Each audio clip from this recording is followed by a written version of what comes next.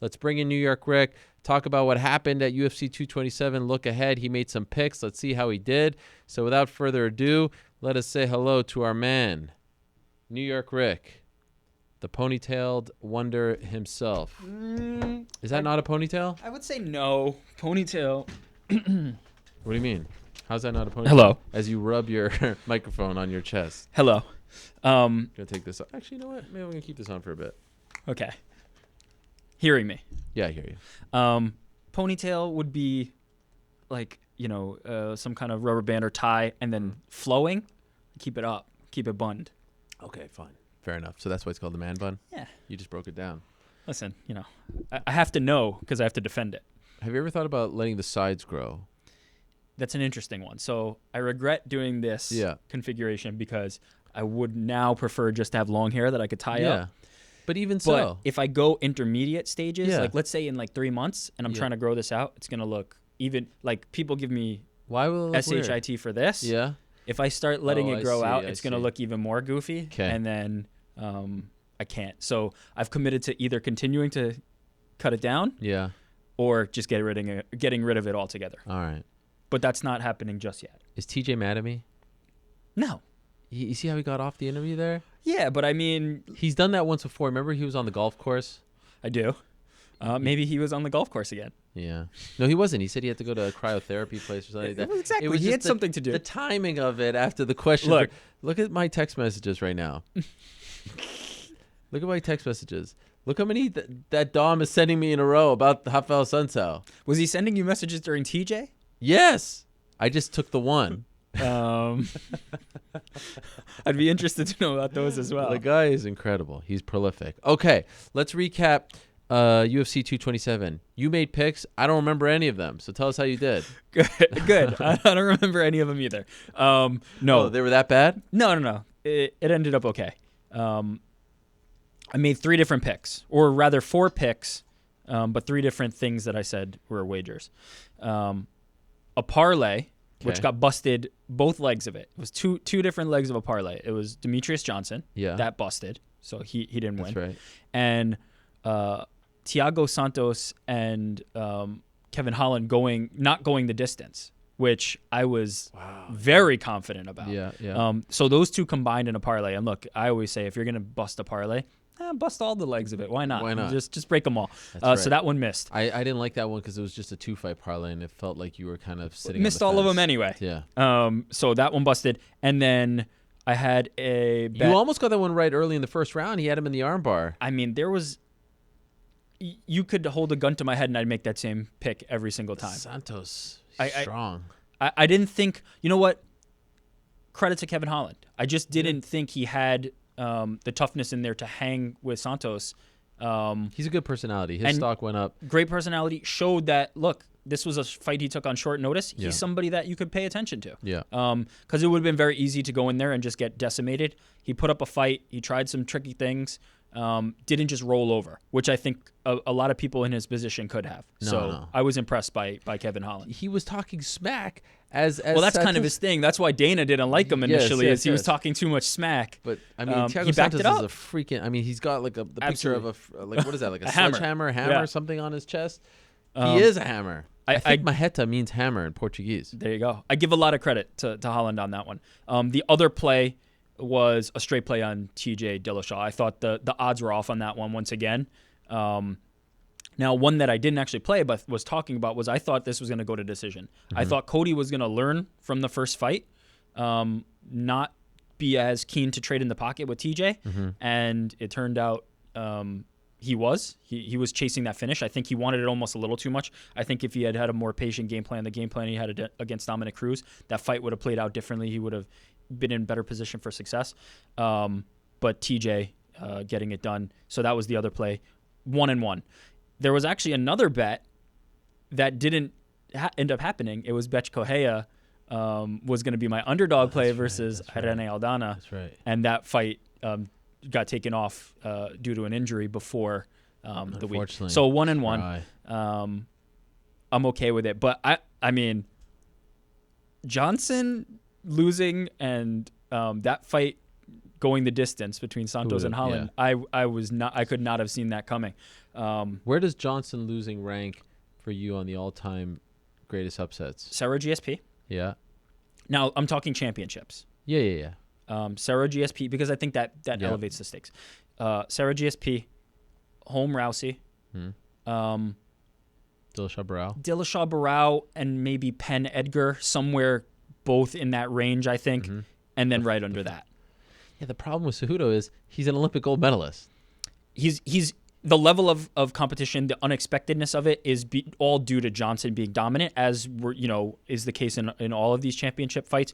But I think his credentials and everybody talking about the story of Henry Cejudo, every fight except for the Demetrius fight is how much he's improving, how fast he's improving. He's always improving, always improving. He showed it. He's always improving, and this time he got it done against. The other thing that I think is worth mentioning is that Sarah GSP, Home Rousey. See, I don't really consider Penn Edgar in that mix. What? UFC 112, the first one? First fight? Sarah GSP, Home Rousey, and Dillashaw Barao, all finishes. That is the one difference. This was a split decision, and I do believe, according to our crack staff, there's only been 3 split decisions that have led to title changes in UFC history. The one on Saturday. Yeah. Lawler against Hendricks. Yep. And Dillashaw Cruz. And I would say of those, this was clearly the most unexpected or the least expected. Yeah. Let's say. No, look, I'm not gonna sit here and say like, oh, we should have expected it, but like, it's still kind of surreal to see DJ without the belt. Absolutely. Like I've seen the moment where they lift the arm, and that we never see. At flyweight, we've never seen him. Of course, we've seen him lose fights, but it's been so long. So you're saying the other ones, Barao, Dillashaw, Sarah GSP, Home Rousey, you're saying Above, yes. yeah. And Edgar. What did it close at? The line was I believe Cejudo was So Johnson was, I think, minus 470, something like that, and Cejudo was plus 380, 370. Yeah. I would say, man, the run that BJ Penn was on at that time, that one really felt more. You know what? To me, the split decision is the part that makes it a little iffier, especially because personally I scored the fight for DJ. I think there's a lot of people out there that did. Oh, did you? Yeah, I did. What did you score? I thought first and third round the clearest. Demetrius won first 100%. and won third. First and third, those are the 100%. clearest. Yeah. The other 3 rounds were the closest, I think. Yes. And you could argue that's I would say round 2 is the closest. I think 4 and 5. I would say 4 was very close. Really? Because I don't think Henry did enough with the takedown. In fact, I could possibly argue that he lost that round. 1-3-4? 1-3-5. I think 5 was the one that I gave to Demetrius, but I think you could make an argument for 2 and 4 as well. I think I went went 2-4-5. Those, well, he definitely didn't win 1 and 3. No. I think Demetrius won those, so it really comes down to those. You could make an argument for Henry winning all 3. I would say Demetrius likely won 2 out of 3 of those. How much did you enjoy it? Great fight. Loved So that much fight. fun. I think I was expecting a lot different round 2 after Cejudo started limping around in round 1 with the ankle. I was expecting. That was insane, right? I was expecting. It really was here Chandler it goes. Primus. I was like, all over again. Here it goes. DJ's gonna come out of this looking like aces, but we're gonna have this storyline of Henry wasn't able to come back from this ankle thing, and he did it like a champion does. It was almost like uncomfortable to watch for a second. Oh yeah, it kept he was buckling on and deer, buckling and buckling. deer legs. The fact that he overcame that to beat arguably the greatest of all time is just absurd. Coming on late, a lot of people, yourself included, thought 4 and 5 went to him. Ended it the way a champion would end it. So, robbery, all that stuff. Come on, let's slow our roll here. I don't really see a lot of that. I saw some people give it to DJ and be upset. I saw some people give it to Cejudo. That to me is more fuel to the fire that they should fight again. On top of the fact that he's the winningest champion in the history of the sport, on top of the fact that he was the only flyweight champion in UFC history, like to me, this is a no-brainer, right? Plus, if it was a boring dud, then I could say, all right, fine. This was a phenomenal fight. It couldn't have been 2 or 3 weeks ago that we were talking about immediate rematches needing to go away, but this is the case. This is the one. I think the cases up until this point are the ones that shouldn't have been, and this is the fight that you need to do an immediate rematch for. It has to be. It has to be. Depending on Demetrius and depending on Henry, health-wise, how they ended up after this. But I think this has to be an immediate rematch. Dominic Cruz really. He said, "Are you surprised that he said Cejudo wins the third fight?" God, he's well, so good. no, the way he talked about knowing Henry kind of intimately and incredible. How much experience he had. In fact, saying that he's holding himself back and that this wasn't even peak Cejudo. We're not even close to it. It's a scary thought. Yeah. It's a scary thought. But as I said, the narrative around Cejudo always continues to be how fast he's improving, how quickly he picks these things up. Is this the best thing to happen to the flyweight division? Is this the best thing to happen to the UFC? In a weird way, is it the best thing to happen to DJ? So that's one of the questions we'll get to later. Okay, all right. We can answer that now. Yeah, let's answer it now. I think this is the best thing to happen to Demetrius. Yeah. He needed something like this. I don't think a close fight would have been enough, to be honest. I think he needed to have a loss that solidifies in people's minds there's a new contender. Even if he ekes this one out, it's like, he was off his game. He still keeps the streak going. I think a loss is actually the best thing that's going to happen for Demetrius. I agree. I think it's better for business too, for being honest. But I'm just excited to see what Demetrius Johnson looks like as a challenger. Now, you know what I mean? Like, just think about that fight. Just think about that stare down when Cejudo's going to have the belt. Yeah. And he's going to be the guy. You know what I mean? If that's how it plays out. It's got to be. I mean, okay, in the flyweight division, Pettis is fighting Formiga. Those were the other two guys, right? What if TJ Dillashaw makes his way down there? Right. I don't want to see that. You want to see that with all those contenders at 135? I would be open to that fight at some point. If TJ won and DJ won, that's then the I'm fight. in. Yeah, I'm in. It made all the sense in the world. Of course. It doesn't make sense now. I don't like the idea of a guy winning a title and then immediately jumping up a division. Okay, then what about TJ coming down? Or coming down. I don't like that. I don't like the super fight in that circumstance. Especially when there are options in both weight classes. Yeah, it seemed like Demetrius, if he got this one done, he was out of options, right? Yeah. There's I don't want to disrespect any fighters who are in that division, but he was running out of challenges. That would have been the time to do DJ versus TJ. You have to do it. Now, I'm not particularly interested in Cejudo TJ at this moment. If Cejudo gets it done against Demetrius, maybe one more. Now he's starting to build a legacy there. I'm okay with seeing that fight, especially if TJ says he can make it down. If TJ's to me that seems very. What do you want to see right now? TJ versus Cejudo or TJ versus Cruz too? TJ versus Cruz. I think you keep Henry. It's also a bigger fight. Henry and Demetrius. It's like a bigger grossing fight. Look, Put by the way, do the same thing. TJ Cruz, DJ Cejudo too. Put them all on the same card. Put it on the same card. If you're not sold, you watch Dominic Cruz's interview here today, yes. And that fight is sold. And put Marlon and Rafael again. I'll see that fight again. I would too. Clear cut winner. It was a close one. It's a tough spot for Assunção because man, he's been putting in the work in that division for so long, but the poll speaks for itself. Also, his last loss was to TJ. Yeah. So that's a tough spot too. But he holds a win over him too, so we can't forget that. That was the older fight. He's still. There's very few guys that can say that. Demetrius, right? Dodson, and no, not Demetrius. What are you talking about? Not Demetrius. TJ lost to Dodson, Cruz, and Assunção. That's a short list. No, he's I know. one of the ones on that list, and the fight with Cruz is one that I think people definitely want to see. After that, Assunção has to be right there. It's a risky thing to go into a fight with Marlon Moraes when you're right there knocking on the door of it. But I don't think he has much of a choice. The people want to see Cruz, at least as far as the informal polling is going. Yes, or formal. You're making it happen. Well, I mean, it's the People's Show, the People's Reporter, the People's Main Event. Let's do it. But yeah, if you're not sold, you watched Cruz's interview today. He's incredible. I mean, the guy's sending me a million text messages, and he's healthy. That's great news. It's got to happen. I think that's the fight to make, and you do Cejudo versus Johnson one more time. This is good. I think we're all in agreement here. This is good. It's good business. Keeping on the Rick's picks part of this, yes. should we talk about all the fights from the press conference? The press odds conference? are the 25th anniversary press conference had a bunch of fights. They're all out? Almost all. Really? We can talk about most of them. Anything that sticks out? I'm going to go through it right now. So the first one coming up would be James Vick and Justin Gaethje. Yeah. That's coming up fight night in Lincoln on the 25th. Not surprised by this. James Vick, a small favorite, -155. Justin Gaethje +135.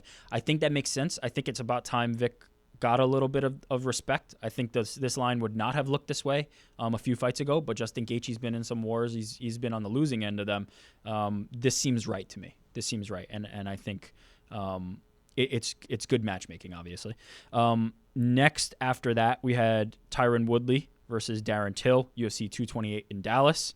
Tyron Woodley only -125 against Till at +105. That one surprises me a little bit because I'm not gonna say that them standing next to each other doesn't give me a picture of Darren Till being a much bigger man, but I don't think Tyron Woodley in terms of height has ever been one of the bigger 170 guys. He's thicker. He's got bigger legs. That height stuff doesn't really worry me. I'm more worried about this being too much too soon for Darren Till. I think I would have thought Woodley would have been a bigger favorite, but I think there's a lot of support behind Darren Till. As we talked about before, the betting lines don't always go with what a match or never go. This is not how matchmaking or betting lines are done. It doesn't go by who the book thinks is going to win. It goes by how to get the most action on both sides of this. Darren Till, a very popular fighter. Tyron Woodley, not as popular a fighter. I'm not surprised by that part of it. But I think Woodley, I would have thought Woodley would have been a bigger favorite at this point. But them standing next to each other definitely helped Darren Till's case for those that think the size is going to be the factor there. I don't particularly. Height and width-wise. He's huge. Yeah. He's a big dude. But I don't think that that's a problem for Woodley. I don't think that his game is going to be affected. And I don't think Darren Till is the type of fighter who's going to throw that weight around in a way that's going to make Woodley feel it too much. I don't think he's going to be pressing him against the cage. No. I don't think he's going to be trying to take him down. I think he's going to be striking with him. So I'm not particularly scared if I'm Tyron Woodley of that size advantage. He's actually a lot like Conor in the sense that he's very light on his feet. He's nimble. It creates problems in the striking for the length and the reach, but I don't think it creates the problems for size overall. So an interesting one there. Valentina Shevchenko, same card. Valentina Shevchenko -850 at this point. Nico Montano +575.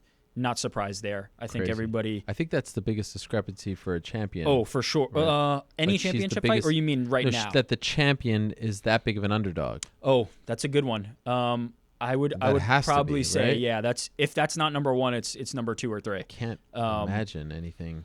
I think she's kind of been deemed the uncrowned queen of this division. But to have that big of a spread there, it's not insane. Shocking. It's kind of expected, and I think this is a great opportunity for Nico to say, coronations happen too soon.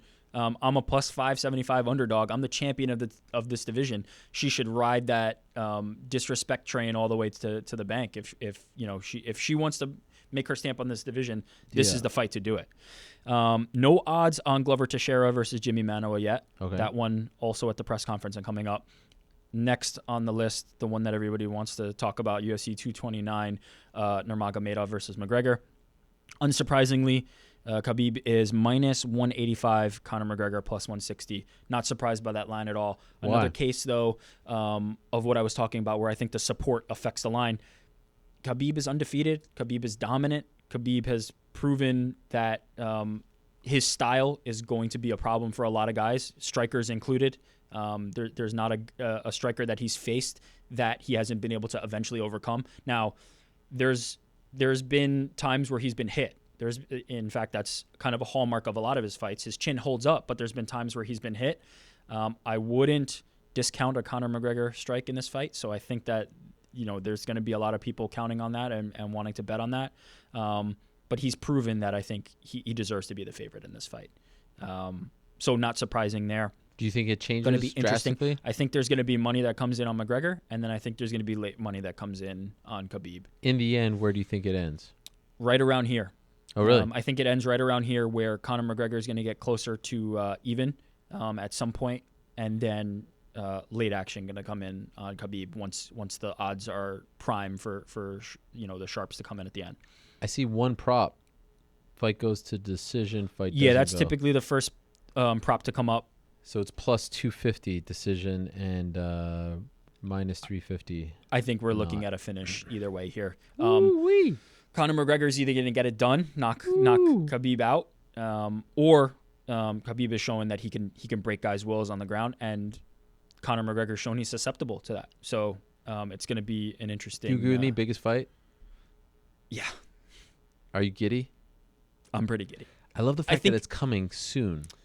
Yeah. Now, does that work against them? Do they not have enough time to build this up, or is this one of those fights like Mayweather-McGregor where it just sells itself? You have that promo, and A, no one should be surprised, and B, no one should really be bothered. That happened. They're using the promo. Why not? That they're using the bus. I'm not. Are you offended by it? No, but I mean, look, the only. Am I offended? No. Listen.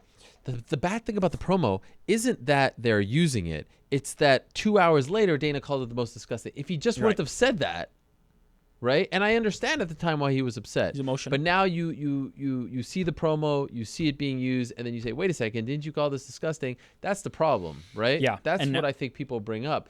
But let's be honest. It would be absolutely foolish to not use that footage. All of the things that happened there enhance the interest in the fight. That shot of Khabib walking out and say, send me location. I mean, like, that's it. You can't script that. No. That's just beautiful. You must use it. That is a promoter's dream. I understand somebody having an issue with it. Use it. Don't abuse it. Use it, don't abuse it. No, but seriously, you can't. I mean, you can't. This is a real thing. As the promoter, your goal is to sell the fight, and that use everything. Use the shot of him coming out of the police station with the handcuffs on. Use all of that. Yeah. Use it. That's a part of this story. One of the best promos that we saw in recent history was the John Jones redemption promo. Yes. Use the truth. Use the news. Now, I don't know if Conor McGregor needs redemption. I don't know if that's necessarily the same storyline, but the elements are still there for this. It's a good story. Yeah. It's just a good story. You have to use it. I understand if people are upset by it, but guess what? They're going to be the ones tuning in as well. 2 million buys? Where's the line on that? Oh, boy. Where's the line on that? I won't be surprised if there's some books offering it. Nothing yet. Boy, oh, boy. 2 million. I know it's high. We haven't seen a number like that in a very long time. We've never had 2 million in MMA. What's the highest? Around 1.7. Yeah. Conor Diaz 2. Oh boy. You think this is bigger than the Diaz fight? I think so. Because it's two things. It's Conor's his vacation, his time off. Yeah. And it's the feud. It's Khabib undefeated. I know he's not the household name. But that's he's the question. Phenomenal interview. He's a great character. It's just this feels like a real thing. Like, I think that they should have a ton of security there. Like, I think Dylan Dennis is underselling the tension. I think that there needs to be legit security anytime they're in the same vicinity. And that's why, by the way, I think they're not going to do a world tour. I think there's legit. Save that for a second. We're going to ask about that. Now, are you asking, is it bigger than Diaz-McGregor, that fight that already happened, or if they had done a potential third fight capitalizing third fight will be gigantic. On the momentum? Third fight will be gigantic. It's lost a little bit of heat for now. If they had done it right then, right after, or closely after, I think that would have been bigger than this fight. No, because I think people were tired of it because they wanted to see him defend the title. Remember, he hadn't defended the 145. We thought that he was going to go back down to 145 after that fight, and he didn't. So I don't know if I agree with that. He still hasn't defended the title. No, I know, but now he's not chasing the champion. The title. Yeah, now he's not the champion anymore. I think that would have been bigger. I do, because I think there's Khabib, nothing like this. Now he had moments, hit his arm, that whole thing, the back and forth, the first press conference. Here's where I think it differs. But this is just on a whole. I'll tell you where level. I think it differs. I think Khabib is perfect and better at building up the anticipation and building up the excitement to get this fight. I think that part of it has been executed flawlessly, and I think he's perfect there. I think from now until fight time, Diaz would have been able to better sell the fight than Khabib is going to do. I think he has done everything he can do and did a great job up to this point. I think the difference would have been in Diaz selling the fight from now until it actually happens, which I think he's fantastic at. I think Khabib will do great, but I think Diaz is in a different level. We'll see. But to this point, they have both done their jobs, and it is going to be a huge fight. Great. Anthony Smith and Volkan Ozdemir happening fight night in Moncton. Mm-hmm. That is Anthony Smith plus 135, Ozdemir minus 165. Not surprised by that, but I'm interested to see that line came out relatively recently. I'm interested to see what the momentum behind Anthony Smith actually is. He seems to be the guy with the wind in his sails, whereas Ozdemir's kind of been off on the side a little bit. I'm interested to see how that looks for Anthony Smith. I think this is a fantastic fight for both of these guys. Needed to be made. Next in line for a title shot, potentially the winner of this fight. It's hard to argue, but we'll see if that's Daniel Cormier, somebody else, what happens there. New Brunswick. UFC 230. This is the last card with odds. We don't have odds for the Donald Cerrone Mike Perry fight that's happening at Fight Night in Denver, but we do have odds for UFC 230 in New York City. Dustin Poirier versus Nate Diaz. Dustin Poirier minus 195, Nate Diaz plus 160. I think that makes sense because of, again, Dustin having the momentum, like I just talked about with Anthony Smith having the momentum. But this is the type of fight that Nate Diaz does usually thrive in. Now, the layoff is the problem, I think, here. It's going to be hard to put support and put money behind Nate Diaz, not knowing kind of where he's at. This will be a good indicator. But I don't think this is a bad matchup for Nate Diaz. I think this is a good one for him to come back to. And I also think it's the type of fight that if you're Dustin, you have to take here. So the odds kind of where I think they would be. Interesting fight coming up. And we also have on that same card, Derek Brunson versus Israel Adesanya. Israel, a big favorite, minus 335, Derek Brunson plus 245. I'm surprised by this for one reason, and that's that I think people have forgotten Derek Brunson isn't a guy who always stands and trades in the pocket. I think if there's going to be a guy who's going to test Israel's wrestling, it's going to be Derek Brunson. I think he's going to. I think he's really going to put that to the test. Now, Israel has passed that test with flying colors to this point. People have been very unsuccessful in taking him down, but I think Derek Brunson is going to test that once again. I don't think he's going to stand there and trade with Israel for very long. I think he's going to make it dirty against the cage. I think he's going to try and get his shots in and also mix in the wrestling. So I'm surprised that Israel is as big a favorite after not having been respected to this point, or at least to this degree to this point. But it's a fight that I think Israel has a good chance of winning. I just think Derek Brunson is going to utilize a strategy that makes it. Oh, the odds just updated as we were talking. As you were speaking? Israel dropping to minus 285, Brunson to plus 225. So it looks like, as I was thinking, people are going to start pushing on Brunson at this point. Dustin Poirier's odds also going down a little bit to minus 180. And Nate Diaz up to plus 150. So those are some fights that are further away, and I think we're going to see some movement there too. But that's it in terms of the press conference. There's also odds out. I might as well read these out while we have them. Here's odds out on Dana White's Tuesday Night Contender Series. These just came out earlier today. Greg Hardy, a minus 600 favorite. Ooh. Over to Boris Gordon. Not surprised, but interesting that a guy. I mean. Clearly, this is a fight that Greg Hardy is supposed to win. This is a fight that's supposed to get him into the UFC. But there's not a lot of fight time. There's not a lot of cage time for him out there. I'm surprised that a guy in the heavyweight division with that little cage time is a minus 600 favorite. But I think, clearly this is a matchup where he's being matched up favorably. Bobby Moffitt, minus 430. Jacob Kilburn, plus 310. Devontae Smith, plus 155. Joe Lowry, minus 195. That fight was actually a lot closer to even last time I checked. No, I guess it wasn't. Maybe I was thinking of. I thought that fight was closer to even, but it seems to have been holding steady at around that. Here we go. This is where I'm going to have trouble. Alex Gilpin, J.R. Cochran. Gilpin minus 320, Cochran plus 240, and Dennis Bryant versus Kennedy. Help me out here. Nzechukwu? He's the big favorite. Nzechukwu? Yeah, something like that. Minus 565. Minus 565, Bryant plus 375. So I think this is the last one, right? This is the last episode of Dana White's Tuesday Night Contender Series. Until it's on ESPN Plus next year. Woohoo! Actually, no. There's Brazilian one. There's a Brazilian when one. that one's airing. I believe it's starting right after this one or soon after. So not the last one. Last American but this is the last American one. Yeah. Clearly, the story being Greg Hardy. Does he get a UFC contract? I think with a win. Well, he has like a developmental one. I'm talking a formal. Oh, so you don't think that might go out the window? Nah. I'm saying. I mean, if he gets smoked and he looks really bad, no, the other way around. Then Where they go, you know what, UFC? developmental, rip it up, and developmental no matter what. I think 4 or 5 they want. Okay. Yeah. So maybe he goes to like an LFA or something. Maybe he fights under an umbrella where it airs on Fight Pass. I don't know. Man, if he gets another knockout on this series, you don't think it happens right away? Okay, interesting. I thought that might be something in the cards if he looks good. I mean, maybe plans change. They really want to hotshot him, but that's for now, not the impression let's I'm give getting. him okay. We got any questions? We do. We have your question for starters. Well, I kind of gave it away, but you did. Well, let's check in with the current status of it.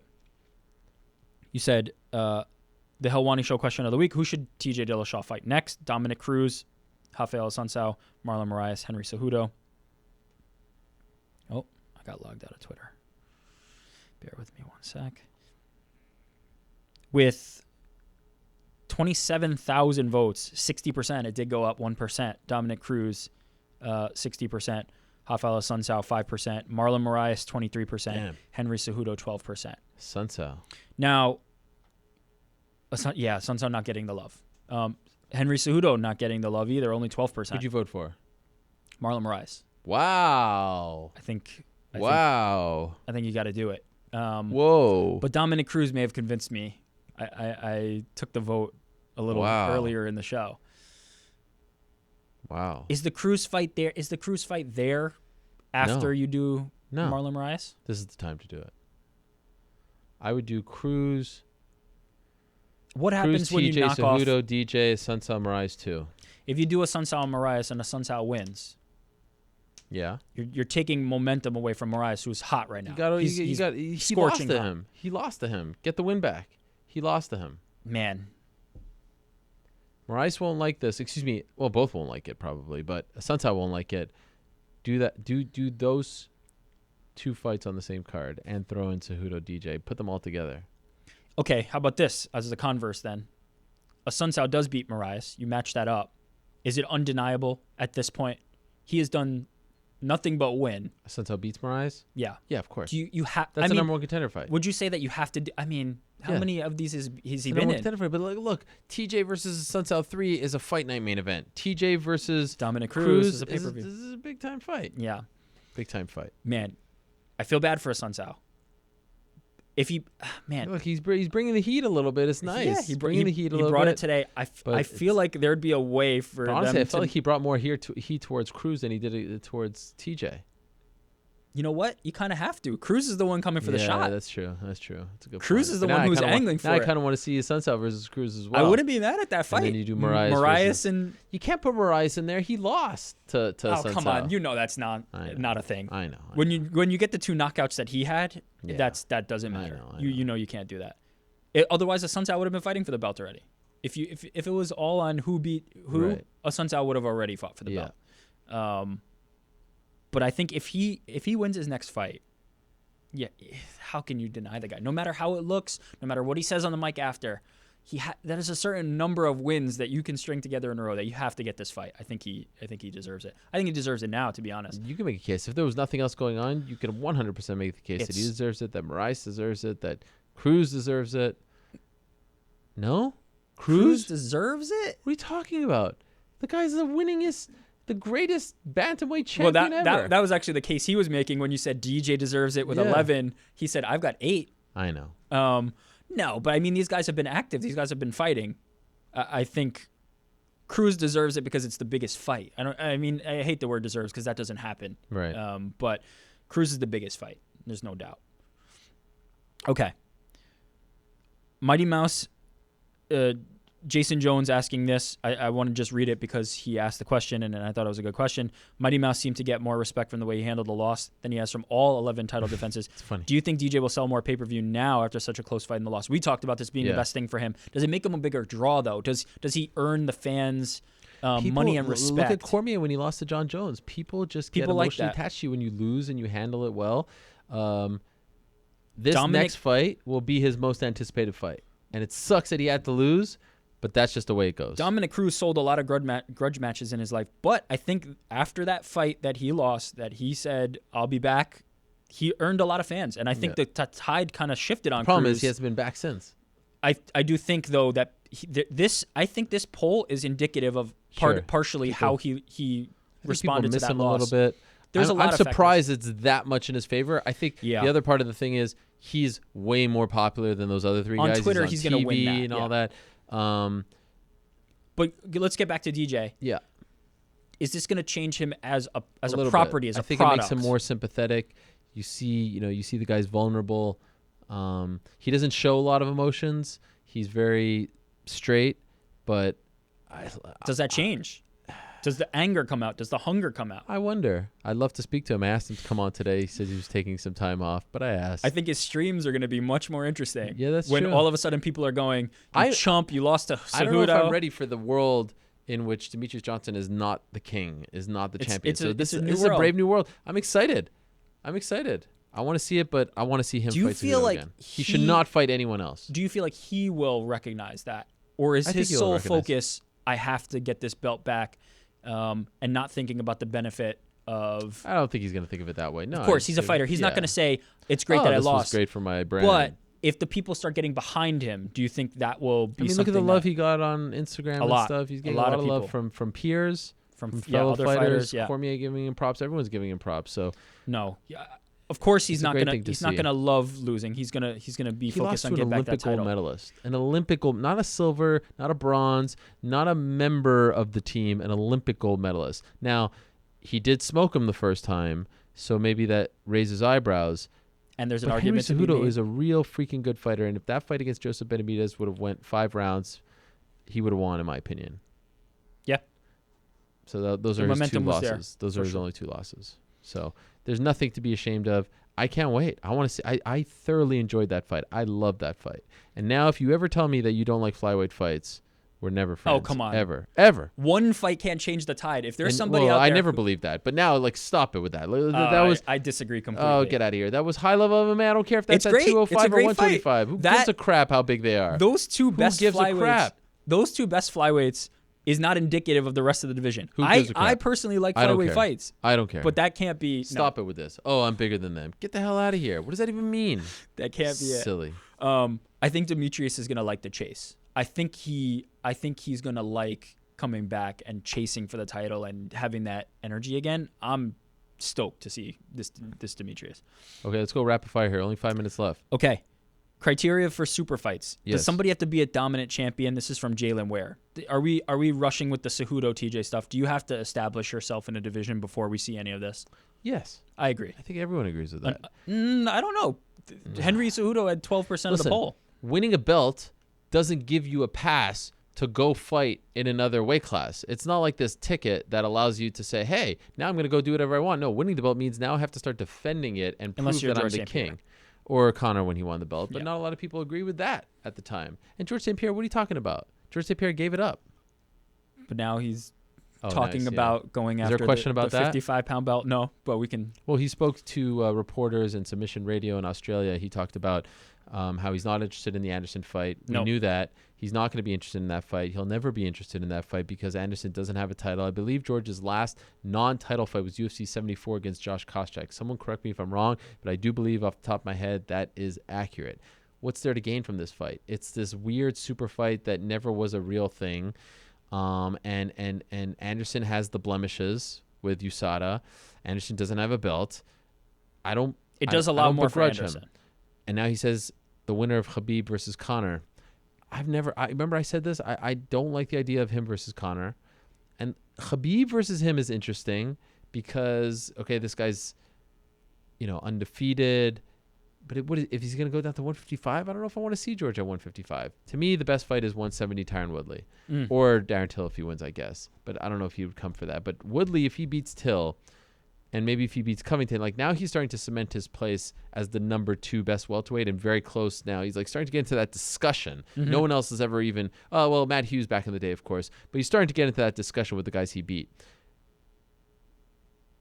That would make sense. The king comes back one more time. Doesn't seem that interested. He never talks about Woodley, so we'll see what happens. But What he cited, though. 155 here's the thing.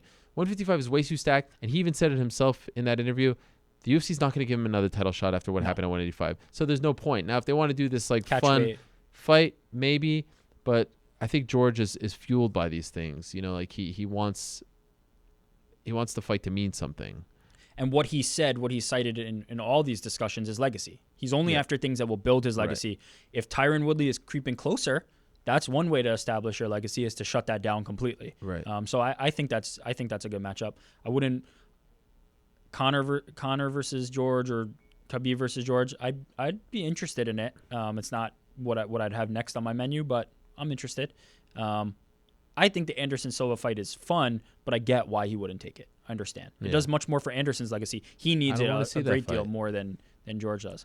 I don't want to see that fight. It was something we got teased fun. with. Also, I don't want to see George at 185. And is Anderson going to come down? I don't know. Maybe he can come down. I don't want to see it.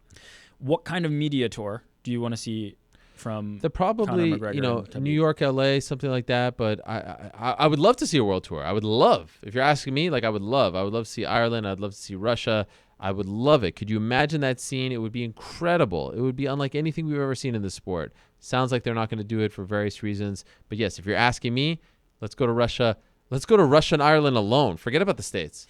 Forget about Vegas. Forget about LA. Forget about New York. I would just do you cannot even compare. Could you imagine Conor and Khabib in Moscow? Could you imagine Conor and Khabib in Dublin? Game over. End it there. It would be phenomenal theater. That's what I would push for. I think you got to come to the States, though, because this is where they're buying the pay-per-views. Do it fight week. You got to do it fight week. You're right. Man. Do it fight week. Could you imagine how great that would be? Doesn't sound like they're leaning that way, though. No. But could you imagine? Yeah. Look, I think they'll do a good job selling this no matter what. Conor and Khabib, if they're in the same building, Russia, Ireland, New York, LA, it doesn't matter. They will make this fight happen. And last question from Lucas Breen asking, why do you drink the worst flavor of Gatorade? I don't know. Yellow's bad? People don't like yellow? I guess Lucas is not a fan of lemon lime.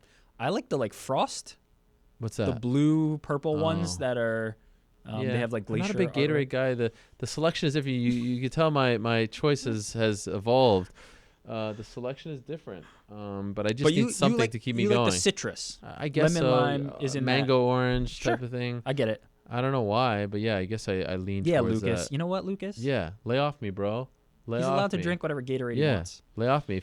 Listen, I remember when I had that stash from our friends at Body Armor. That was nice.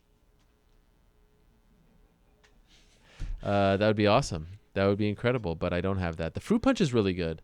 The Body Armor? Yeah, the fruit punch is really good. I hate it. This is turning into a fucking Body Armor. They have a light one now. Oh, really? Less sugar. I'm not a big light guy. No, listen to me. Guy. Less sugar. I'm not a big because there's fake sugar in it. No, there's not. Really? See, this is the key. Oh. Less sugar and stevia, natural. That's fake. No. Is it not? No, okay. no, that's not. It's a sweetener. It's not sugar. It's not like aspartame or one of those artificial sweeteners. Yeah, I don't like that.